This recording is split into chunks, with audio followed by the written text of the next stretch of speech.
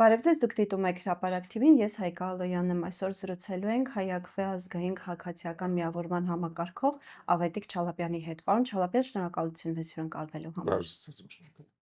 Այս պահին Հայաստանում է գտնվում Մատվիենկոն, այս այցի մասին շատ են խոսել,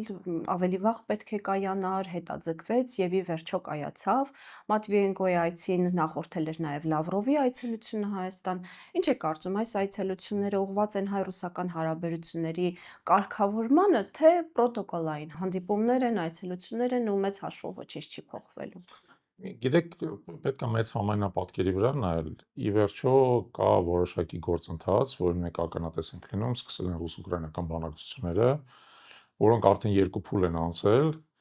Այն ինֆորմացիան, որ մենք ստանում ենք, իհարկե նրանումա, որ տարաձայնությունները դեռևս շատ մեծ են կողմերի միջև, բայց տեղի են ունենում որոշակի նաև հումանիտար համաձայնություններ գերների փոխանակման, զոհված ծառայողների դիակների փոխանակման եւ այլն կապակցությամբ վիրավորների փոխանակման եւ դա դրական է։ Ես միշտ կրկնել եմ, հիմա էլ արդյոք օգտվելով կկրկնեմ, որ Հայաստանի Հանրապետության ազգային շահերի տեսանկյունից որքան շուտ ավարտվի այս պատերազմը, այնքան լավ, որովհետեւ ըստ էության պատերազմը տեղի ունենում կողմերի մեջ, որոնք երկուսն էլ մեր գործընկերներն են։ Եվ Ռուսաստանի Դաշնությունը եւ ոչ թե Ուկրաինան տվյալ դեպքում, այլ Եվրոպական միությունը, որտեղ ըստ էության իդեմս Ուկրաինայի Ռուսաստանի դեմ կռվում է ամբողջ Եվրոպական միությունը, որը ֆինանսավորում է Ուկրաինային, որը զինում է Ուկրաինային, որը պատրաստում է Ուկրաինային եւ այլն։ Եվ մեզ բացարձակ պետք չի, որ մեր երկու հիմնական արտաքին քաղաքական գործընկերների միջև այս պատերազմը շարունակվի, ըստի դրական է, որպեսզի այդ պատերազմի, այսպես ասած, սրությունը սկսի նվազել եւ կողմերը փորձեն փոխադարձ ընդունելի լուծումներ գտնել, որը նորից ուզում եմ կրկնեմ, եկեք որևէ պատրանք չունենանք, շատ դժվար է լինելու, որովհետեւ իրենց պատկերացումները արմատապես այս բանը տարբերվում են, թե որը պետք է լինի երկարաժամկետ խաղաղ լուծում այս պատերազմի։ Բայց բոլոր դեպքերում եթե սրությունը նվազի, լավ է, թեև վերջի օրերին մենք տեսնում ենք, ասենք տեղի ունեցան ռուսական օդանավականների վրա հարձակումը, Ռուսաստանը դրան հակադարձեց հրթիռակոծմամբ, ուկրաինական քաղաքների տարածությունն այս գիշերը տեղի ունեցել։ Բայց այդ ամեն ինչի ֆոնին մենք տեսնում ենք նաև ռուսական դիվանագիտության ակտիվացում հարավային Կովկասում եւ Լավրովի այցը, Մատվենկոյի այցը պետք է դիտարկել այդ համատեքստում, ենթադրում եմ, որ իրան գալիս են այստեղ ինչ-որ իմաստով հասկանալու, փորձարկելու, թե ինչ կարող է լինել հայ-ռուսական հարաբերությունների նոր օրակարգը, հաշվի առնելով, որ անցյալին վերադարձ ինչ-որ իմաստով հնարավոր չի շատ բան այս ընթացքում փոխվել, փոխադարձ բազմաթիվ դժգոհություններ են կուտակվել ակնհայտորեն, հա։ Ատելություն կա ժողովուրդների Ես չի ասի, որ հայ ու ռուս ժողովուրդների միջև ատելություն կա։ Հա, նկատի ունեմ ռուս եւ ուկրաինացի։ Չէ, դա այլ հարց է, բայց խոսքը գնում է հայ եւ ռուս ժողովուրդների միջև, չի ասի, որ ատելություն կա, բայց կա դժգոհություն ռուսական պետությունից։ Ակնհայտ դժգոհություններ կան, եւ այդ դժգոհությունները ոչ միայն վերաբերում են գործող իշխանությանը, որը փորձում է Արցախի հանձնման իր մեղքը ամբողջապես բարդի Ռուսաստանի վրա, այլ նաեւ դժգոհություն կա մեր ժողովրդի բազմաթիվ շերտերի մոտ, որոնք որոշակիորեն պատասխաններ են սպասում իրենց հարցերին, երբ որ Լավրովը ստեղ էր։ Ես կարծում եմ ինքը այդ պատասխանները չտվեց, ըստ էության, հա, եւ փորձեց ամբողջ մեղքը դնել Հայաստանի գործող իշխանությունների վրա, բայց մենք հասկանում ենք իրականում, որ յուրաքանչյուր կողմը ունի իր մեղքի բաժինը, եթե նույնիսկ այդ մեղքի ավելի մեծ բաժինը Հայաստանի իշխանություններին է։ Դա համար հիմա ոնց որ նոր էջ է բացվում, բայց թե այդ էջի վրա ինչ է գրվելու, ոնց է այդ ամեն ինչը տեղի ունենալու, բոլորովին պարզ չի, որովհետև հայտնի խոսք կա, որ երբեք դու չես կարող անցյալին վերադառնալ։ Չես կարող, անցյալը արդեն գնացել է։ Եվ եթե նույնիսկ դու փորձում ես հարաբերությունները նորից վերականգնես, նորից զարգացնես, պետք է արդեն միտված լինել դա ապագային։ Թեև մյուս կողմից, որպեսզի ապագային միտված ճիշտ հարաբերություններ կառուցես, պետք է անցյալը վերլուծես, անցյալը հասկանաս, մինչև վերջ, այսպես ասած, բոլոր կետերը իերի վրա դնես, որպեսզի հասկացվի ինչ է տեղի ունեցել, ինչի է անցյալում կուտակվել այդ դժգոհությունը, որ սխալներն են երկու ստեկ նաև, բերել են արդյունքին, որին բերել են։ Իսկ արդյունքը ակնհայտորեն բացական է։ Արդյունքը այն է, որ մեր 30 տարիների կողմ, 30 տարիների ընթացքում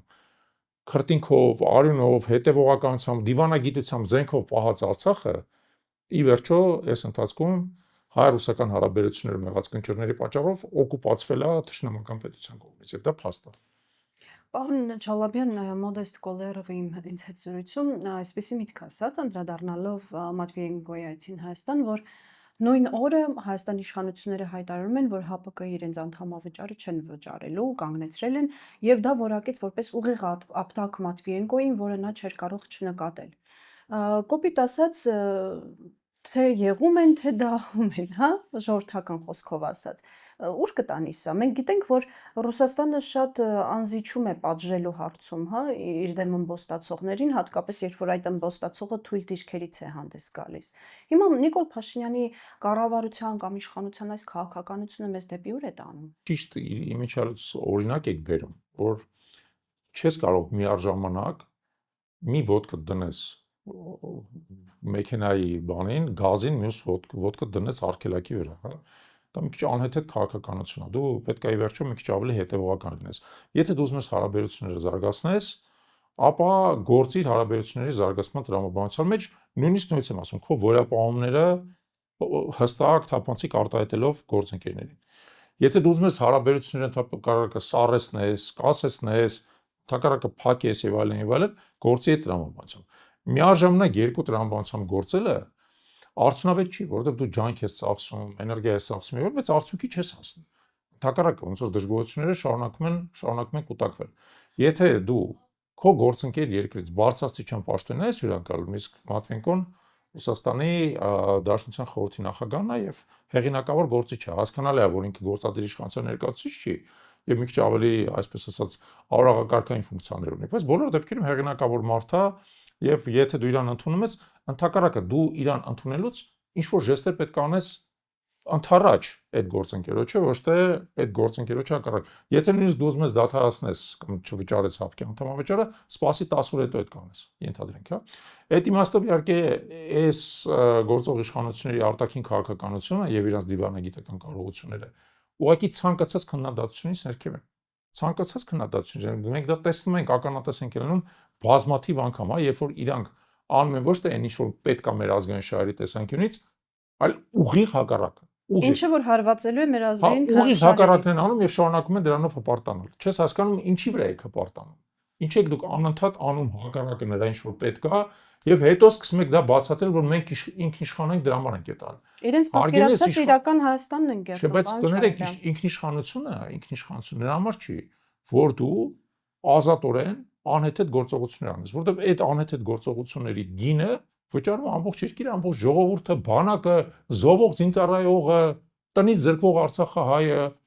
իր արոտավայրերից զրկվող Վարդենիսցին եւ այլն, հասկանում եք, այդ ամեն ինչի գինը մենք շարունակաբար վճարում ենք այս մարդկանց տարբեր անհեթեթ գործողությունների։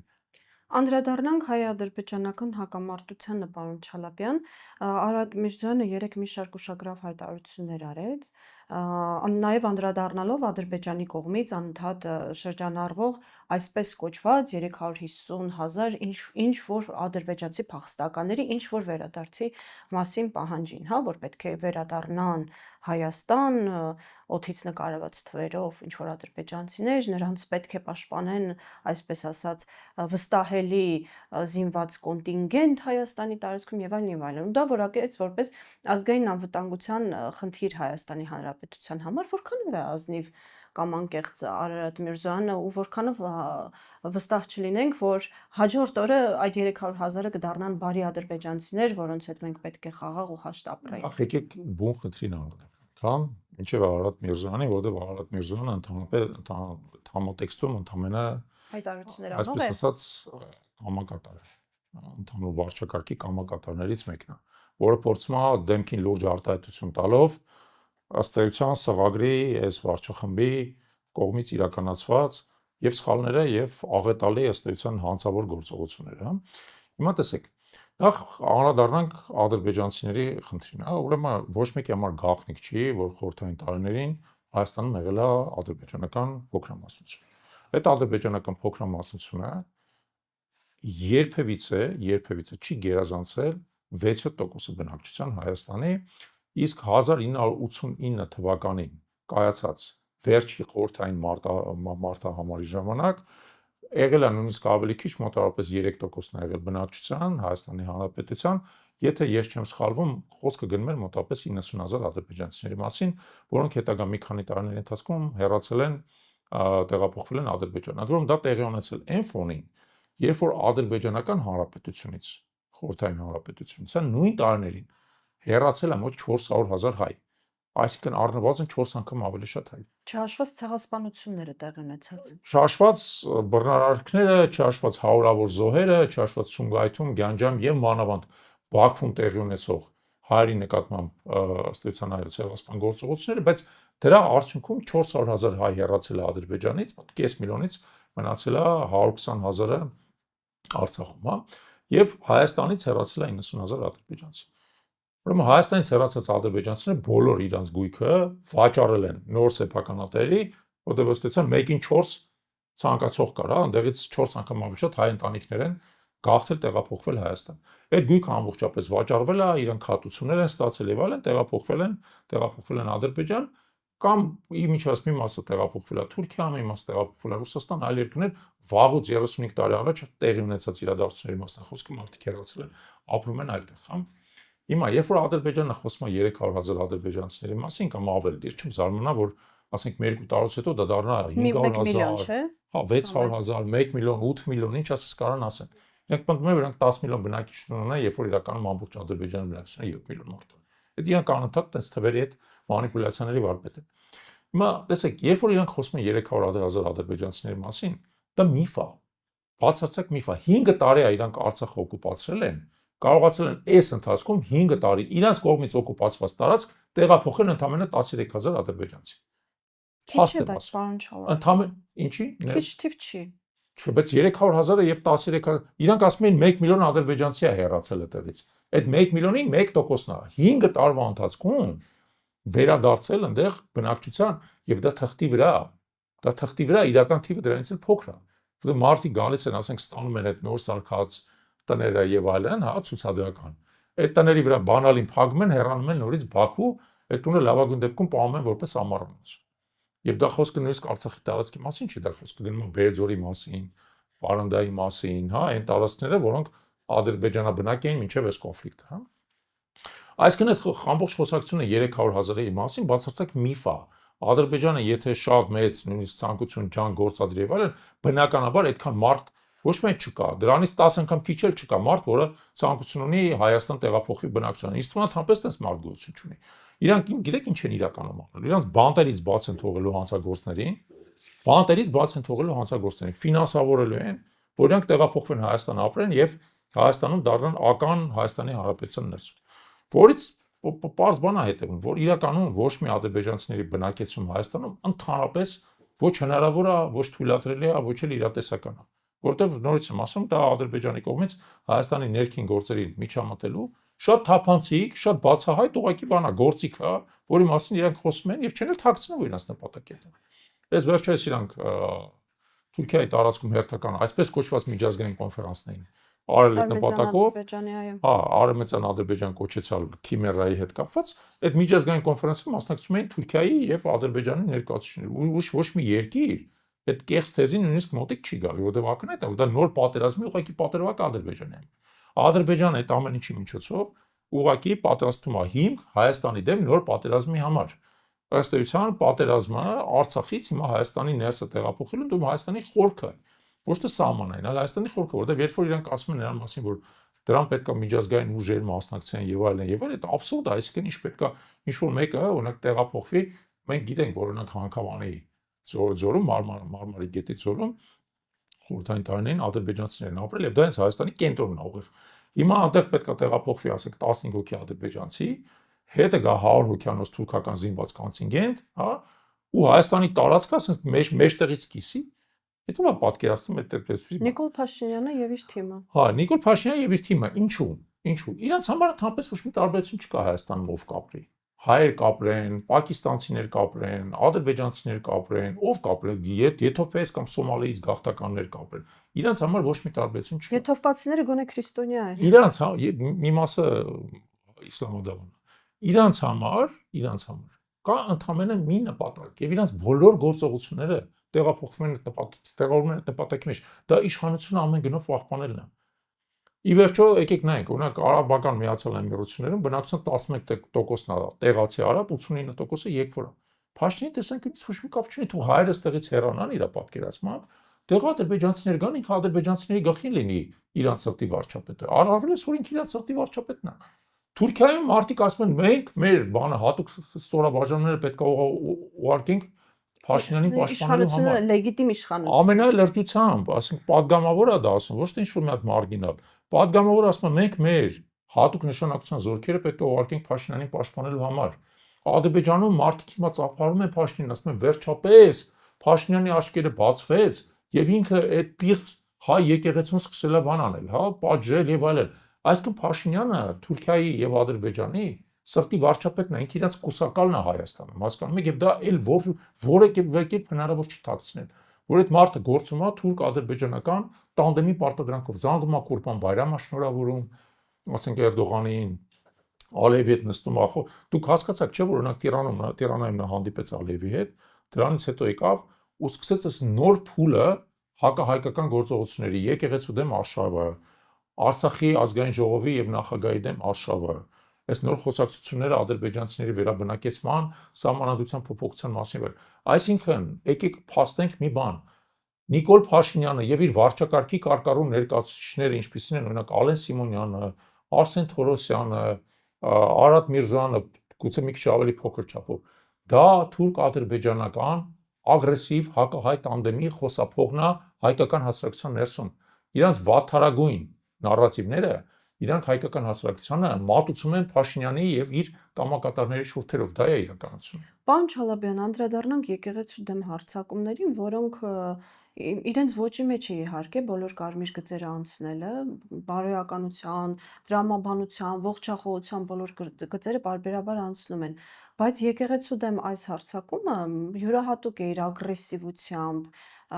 իր ցինիզմով, իր կոպտությամբ, բառեր չեմ գտնում ընդհանրելու, որովհետև այնպիսի բառեր ու մեղադրանքներ են հնչեցվել եկեղեցու հասցեին, ընդ որում առանց որևէ փաստարկների կամ ապացույցների, որ ուղղակի տարակուսում է, ու չնայած շատերը լավ ճանաչում են Փաշինյանին, բայց այնուամենայնիվ ենթադրում էին, որ միգուցե ոչ այնքան adekvat վիճակում է, հա, նման հրապարակումներ անում։ Բայց այնուամենայնիվ ստեղծված իրավիճակում եկեղեցու դեմ այս հարձակումները զուտ բացասական հռետորաբանության կոնտեքստում են, թե իրականում շատ ավելի խորն է գնում գործընթացը։ Եկեք համատեքստում նայենք, հա, ինչա տեղի ունեն։ Առաջինը տեղի ունենում ադրբեջանական եւ թուրքական նոր ագրեսիվ հակահայկական պահանջների շարադրում Հայաստանում, որի մասին մենք արդեն խոսացինք։ Հիմա որպիսի բնակչության ուշադրությունը շեղվի այդ ամեն ինչից, պետքա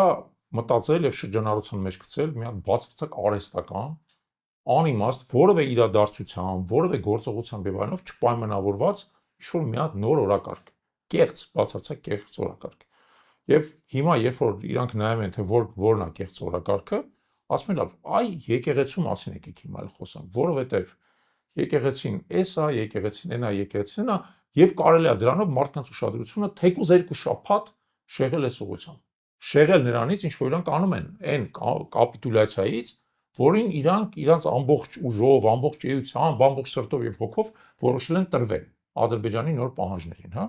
Ի վերջո հիշեք, որ եկեղեցու մասին խոսելուց տարածիրոն 2 օր առաջ Ալեն Սիմոնյանը, որը այս վարչախմբի երևի ամենացինիկ ներկայացուցիչն է, որը ընդհանրապես որևէ սահմանափակում չունի,